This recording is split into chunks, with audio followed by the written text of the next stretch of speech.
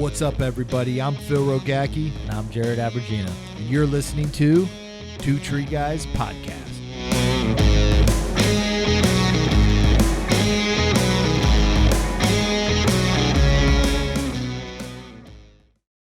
For everyone out there, thanks for joining us. I'm guest host Erick Palacios here with Phil Rogacki. We got DERRICK Martin here. He's going to share a little bit with us.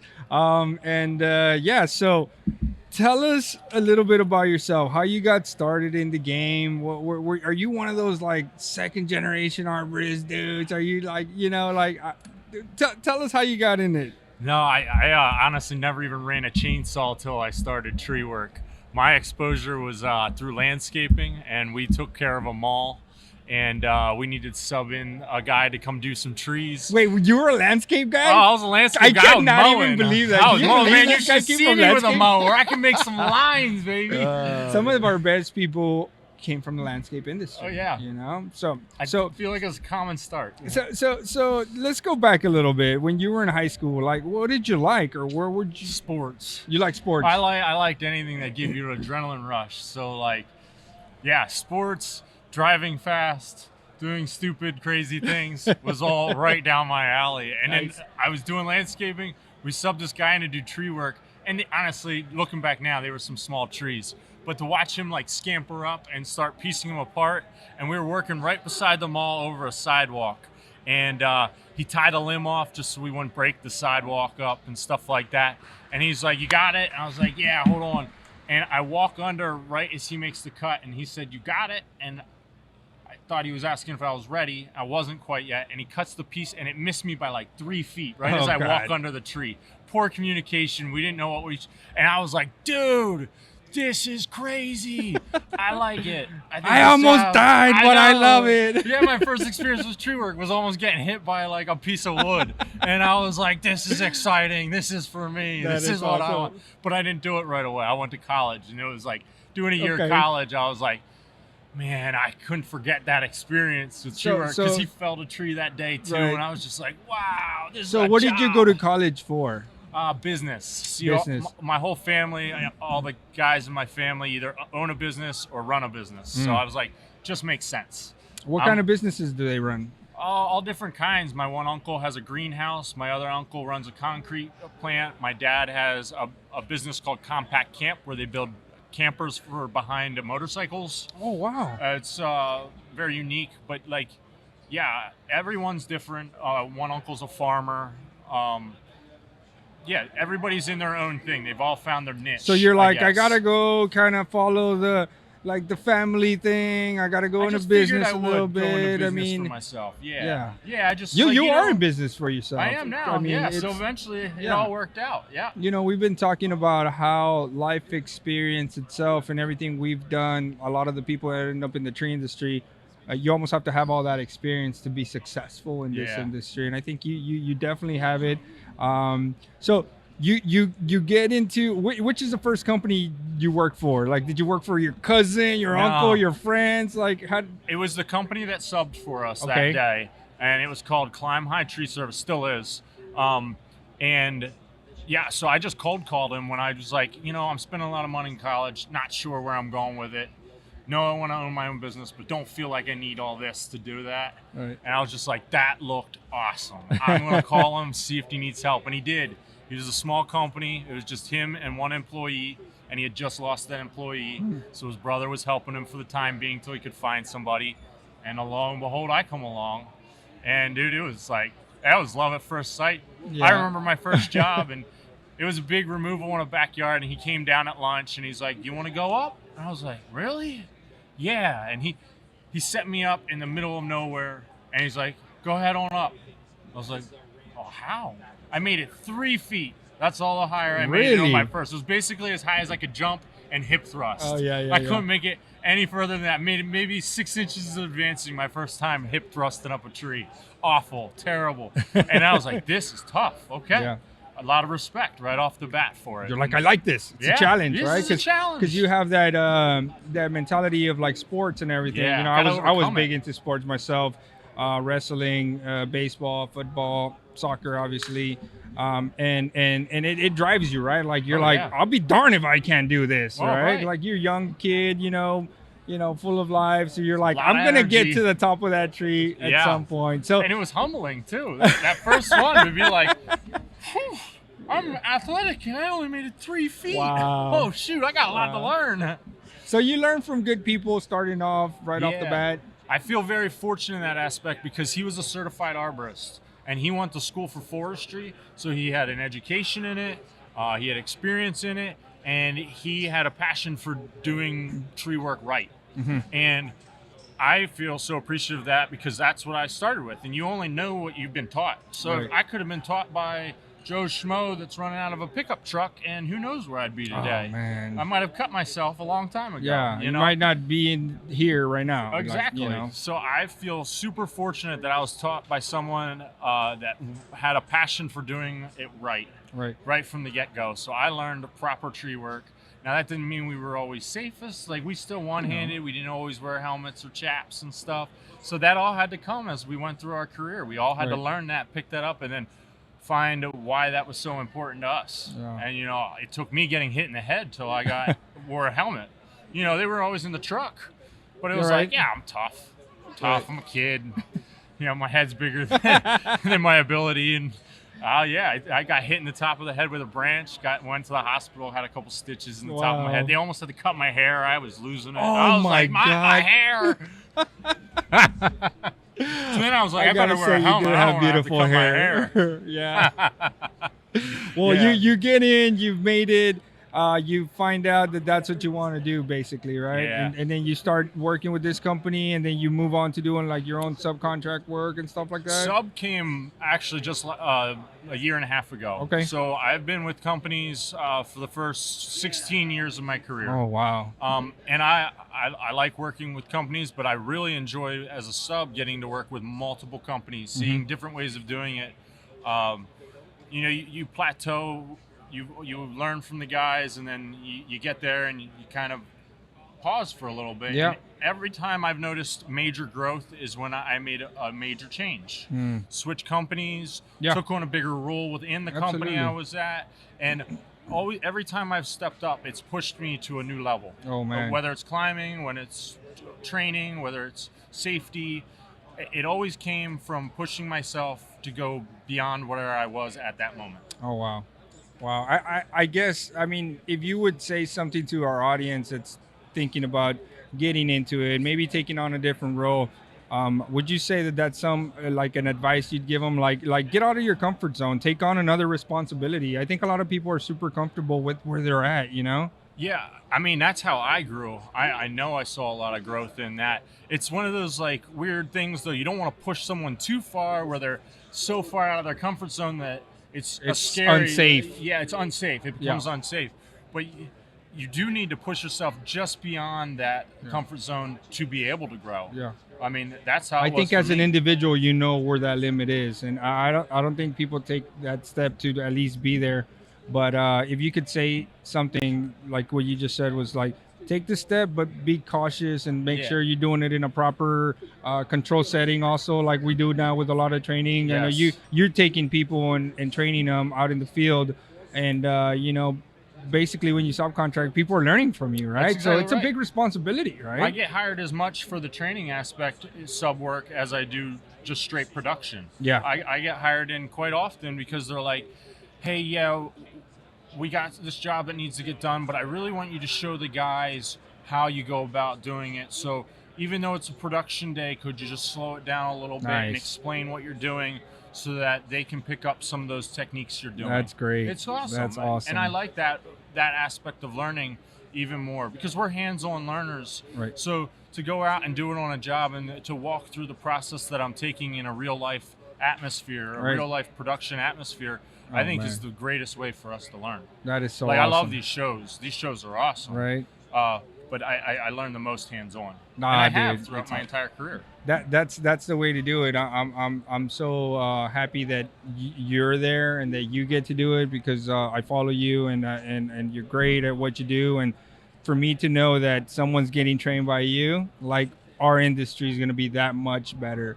I get to charge more where I'm at because our industry is being elevated over here where you're at, and we're doing the same over there. So I get to keep our business, our prices, because that's what it's turning into. The industry is so professional now. The industry has gotten to that point.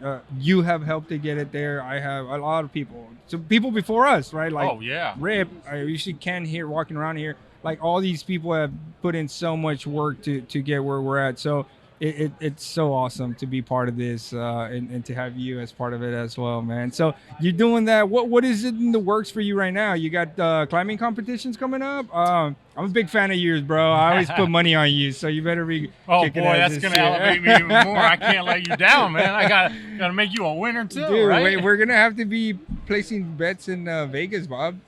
Soon. We're gonna have to get a booking. Yeah, tree climbing bets should definitely be in Vegas, man. Bro. That is gonna be amazing. Okay. I'm not the only one. Right. Okay. So what do you got going on? Well, I actually just sustained an injury, so I'm not climbing as much. Well, I'm not climbing at all right now. So that's actually pushing me as well. How it pushes me outside. I've done a lot of training, but I've always done training while being in the tree with people. This was the first time I had to kind of step back and say, listen, I'm gonna help instruct you, but you've got to do it all. Yeah. That's something new for me. I always like to show them how to do it and then let them apply it. Now I'm literally walking them through it and saying, go to it. And I see a lot of advantages in that too. Because they have to conquer it themselves. Yeah.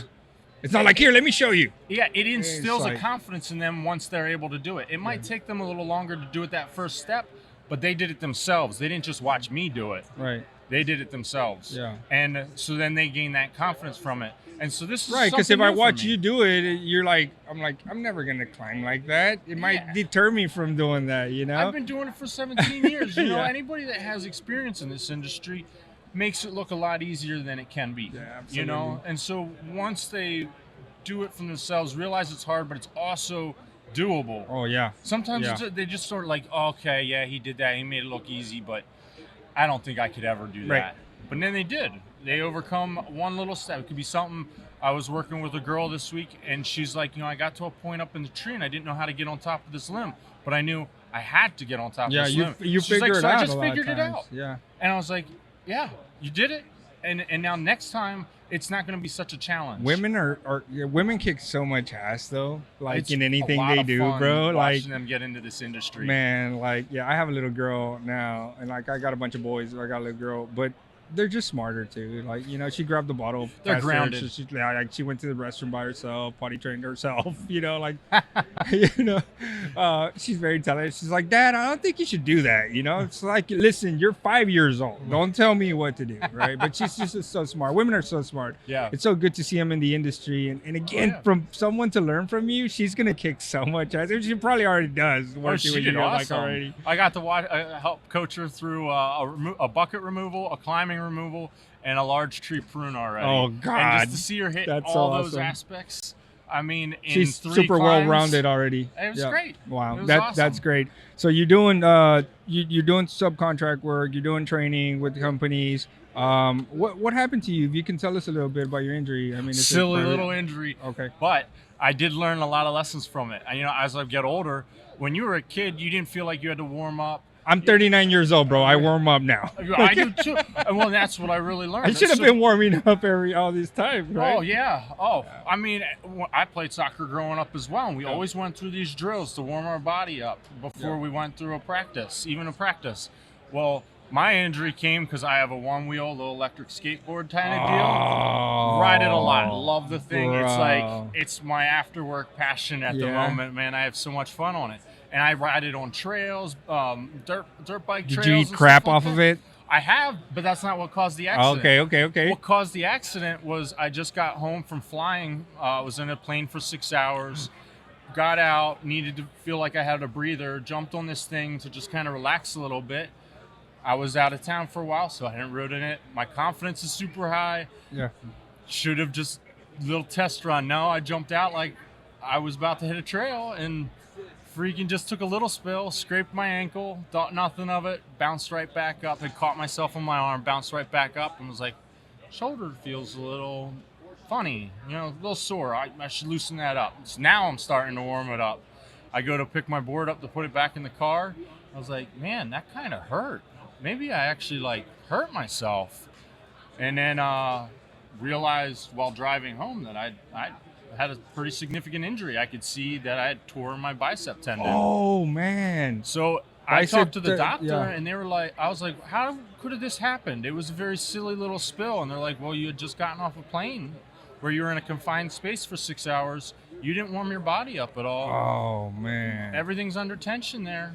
And it just popped. I got to realize I'm older. I got to warm up for everything. You got to take care of yourself too now, because going back to the sports, I my kids play everything, and they want me like play soccer, play basketball, play this, or like, you know, I'm like, listen, if I get hurt, like, we're not making money, you know. So I'm very careful with that, you know. My sister-in-law got hit in the face with the soccer ball the other day, and like she almost her retina almost got separated from, and so I'm like, look, that's exactly why I don't want to play this right now, you know, because you're at that age where you really have to take care of yourself, right? And we still don't have an off switch. We're still as competitive as we were when we were kids, right? But we hear the term industrial athlete, and that's what we are, and like you have to take care of yourself as such, you know? Yeah, that is a great term, industrial athlete, and we got to treat it more so like that than I do at times. Like that was a perfect example of if all I had to do was warm up a little bit and go in a little bit cautious, and I didn't do that. Oh man, well we hope you recover soon, because I'll be right back at it in no time. I got a lot of money on you, so we have to get you up and going. I'm gonna start training as soon as I go home. We'll be back in no time. We have to get you up and running in no time. That's and right. no, I'm so happy for everything you're doing.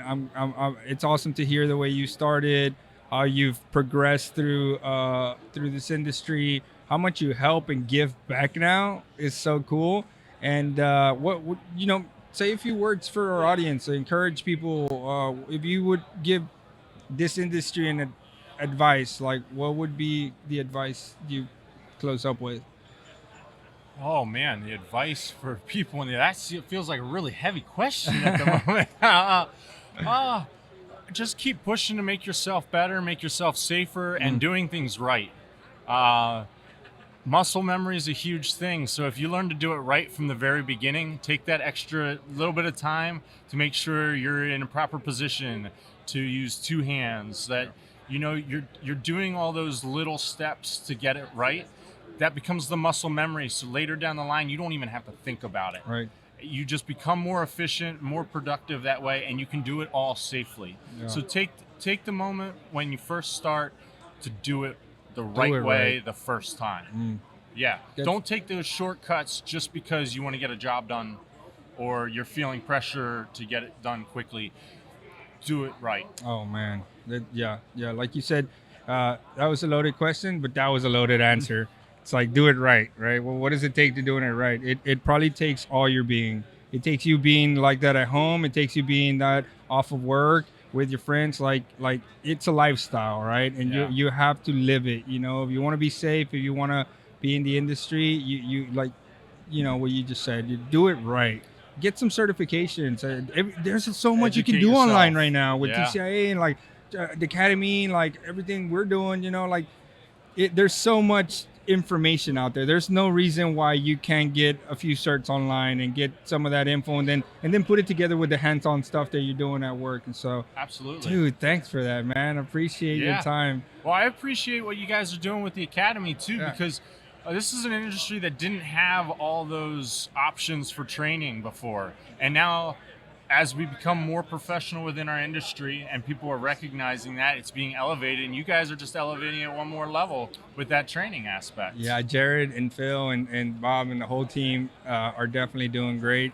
And we're so fortunate that we have friends like you that, just like we did now, shared some information that can make the people better too. So, bro, thanks again for coming out here, for spending some time with us. I gotta say, you rock that hat better than anyone I know. It might be the hair. Because no one else would rock a hat like that. No. I think I've tried. It's just not in my culture. It didn't look that good. But I have a convertible, and I saw a guy riding a convertible with it the other way around. Oh, wow. And I was like, that's exactly what those hats are for, you know? So maybe now I find a use for it. There we Again, go. brother, thank you so much for everything. Thank you. Glad to have you here, and enjoy the rest of the show. Yeah, I'll see you guys in January. I'm going to come out and visit the Academy. Awesome. Can't wait to have you out there, bro. Heck yeah, Awesome, man. Have a good one, bro. You too.